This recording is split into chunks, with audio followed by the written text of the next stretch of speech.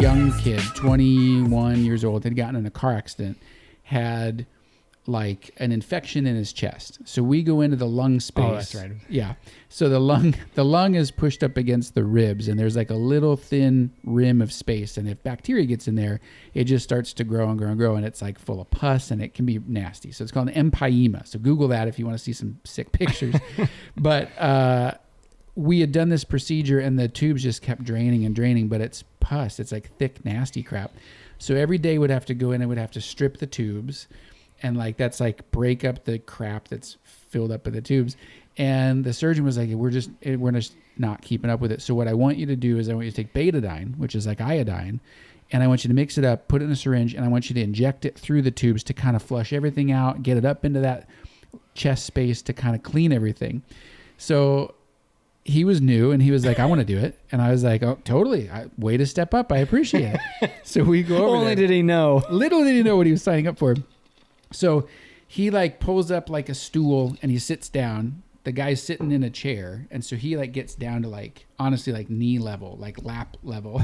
and the guy's got drains. And we've done this every day for 2 weeks. So the guy knows what's going on. The patient, he's a super nice guy, right? You know, and he's just kind of, he's just sitting there, wants to be out of the hospital. And so we're kind of making casual conversation. And Eric is mixing up the iodine solution, putting it in the syringe, puts it in the chest tube and starts to push it in. And he's like, it's not going. And he starts pushing. And I kind of look over and I was like, he's pushing really hard. And all of a sudden it like blows up.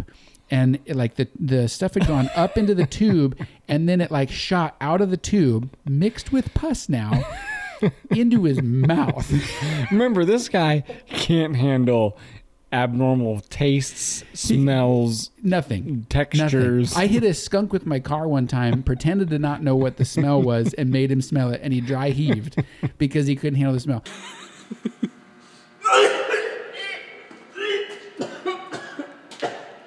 That is so nasty, dude.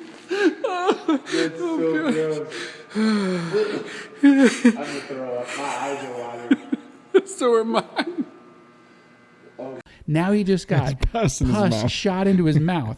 And I start laughing, and I can't keep it in. Like I start like doing the church laugh where you're like bouncing, and then he's trying to keep it cool because he doesn't know if the patient noticed or not. The patient totally noticed and is cracking up, and Eric's trying to keep us cool. He's like, he's spitting into a trash can. We finally get done with it, and he was like, "That's disgusting." And he took a betadine swab, which is like a gigantic Q-tip, and was like cleaned out the inside of his mouth. So gross. That's why you wear masks during a procedure like that.